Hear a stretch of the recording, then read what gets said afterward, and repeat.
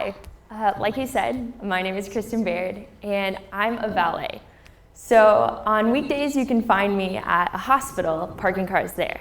And on weekends, I'm up in the city parking cars at a pretty nice restaurant there. Now, when people find out that I'm a valet, one of the first things they like to ask is, have I gotten to drive any cool cars? And the nice thing about my job is I have a pretty decent answer to this question. I've gotten to drive Lexuses, Mercedes, BMWs, Range Rovers, but I've also gotten to drive some Corvettes, a few Porsches, several Maseratis, and a $360,000 Rolls Royce once. And while I think that the cars that I've gotten to drive are interesting, it's the small interactions that I have with those whose cars I'm parking that I find are the most fascinating. And that's what I'm here to talk about today, are paying attention to those small interactions. Because even though they may seem small, they can actually add up and tell a pretty interesting story. And I learned this because, as you can imagine, when I start my day at a hospital and end it at a steakhouse, there's a pretty good variety in the kinds of interactions that I'm having. For example, at the restaurant that I work at, there's a front drive, and that's where people pull their cars through to get them parked. But it's also where we put the really nice cars. So if you get a Rolls Royce or a Porsche or a Maserati, you throw it up front. And one day, this woman pulled up in an SUV. It was a nice SUV, but it was maybe 3 or 4 years old. Still nice. And she gets out of her car and looks at whatever cars were sitting in the drive at the time. Maybe it was a Porsche or a Maserati, I'm not sure. And she says to me, sorry that you have to drive this beat up old thing. And she was kind of half joking, but kind of not. And what I really wanted to do was tell her about a woman I'd encountered just a week or two before at the hospital. And at the hospital, we have 2 valets usually. And so when someone brings out their little claim ticket for their car, one valet runs to go get the car, and the other valet is stuck to make small talk with whoever's waiting. And I was the valet stuck to make small talk. But this woman didn't need my help with small talk because she just went right into telling me all about her car. She told me its name. She told me that it was new, not brand new, but new to her. It wasn't a hand-me-down from her siblings. And she was just going on and saying all these things about this car and how fantastic it was and how much she loved it and how excited she was. And the car pulls up, and it's a 4-door sedan, nothing too fancy, maybe 3 or 4 years old.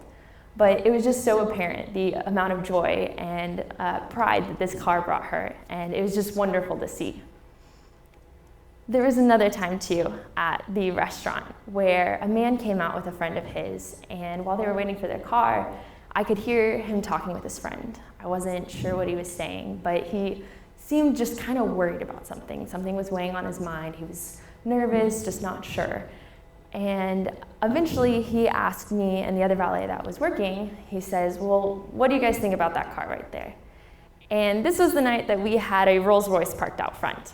So I'm not actually an expert on cars. I don't know that much about them, but I do know a Rolls Royce is a pretty nice car. So I told him, oh yeah, it's a very fancy car, very nice, looks great. And me and the other valet were kind of just complimenting the car because there's not much to insult with a Rolls Royce. And he then asks, well, what have other people been saying? Has anyone been saying anything about this? And we got to tell him, well, people have made lots of comments. There are people walking by on the street that'll stop to take pictures or all kinds of things. People are paying attention to the car. And as we're telling him this, he kind of seemed to calm down and feel just a little bit better. He didn't seem to be as nervous when he was talking. And that's when he shared with us that he was actually thinking about buying a Rolls Royce for himself. So I can't be sure, but it seems like that day we eased this guy's nerves about his new purchase of a car. And then I think about a time at the hospital when I got to ease some nerves there.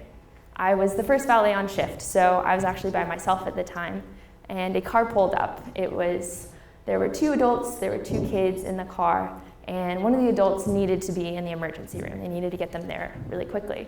So I ran and got a wheelchair for this person, but when I came back, they were still struggling with the door. It was locked and jammed shut, and they could not get it open. And so I pulled up with the wheelchair, and they asked, well, can you help us with the door? And so I tried a few things, and eventually we got the door open. We got it open and we got the person into the wheelchair, and I got to wheel this person into the emergency room with the 2 little kids kind of trailing behind us. And then I just kind of left them there and went back to my post as a valet. Well, I lucked out because just a few hours later, at the end of my shift, I got to see them all leaving. And the person was fine, they were okay, they got everything taken care of. But as they were leaving, the 2 little kids ran up to me and thanked me for helping get this person out of the car and to the help that they needed.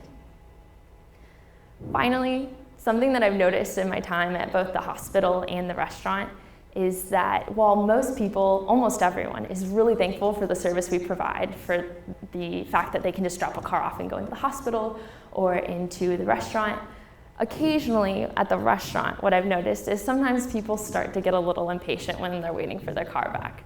They kind of tap their watches, like looking around. They'll ask us, well, where's my car? What happened? Did you break it? Is something wrong? Did you lose it? And we've never lost a car, but we tell them, well, the person has to go up 4 flights and they have to get to the top of this parking garage, they have to drive the car all the way down, then they have to go through a little ticket booth and around a block, and then we finally pull it through and get you your car. But at the hospital, we kind of have an opposite experience where occasionally people will come out after their appointment and they'll ask for their keys, but then they say, you can just give me the keys, you don't need to get the car, I'll go and get it. I see you guys running around and I don't need you guys to run around anymore. Like, just relax a little bit. Or a little old lady will go walking by, shuffling by, and she'll say to us, oh, I would have valeted with you all, but it was raining or it was hot, and I just didn't want you guys to have to go out in that weather. So that's just something I've noticed from my time at both the hospital and the restaurant. And that's what I encourage you all to look for as well. These small interactions that you can have with people, whether it's at your job or going to class, wherever it may be, I would just encourage you to really pay attention to those because they can add up and tell a pretty interesting story. Thank you all so much.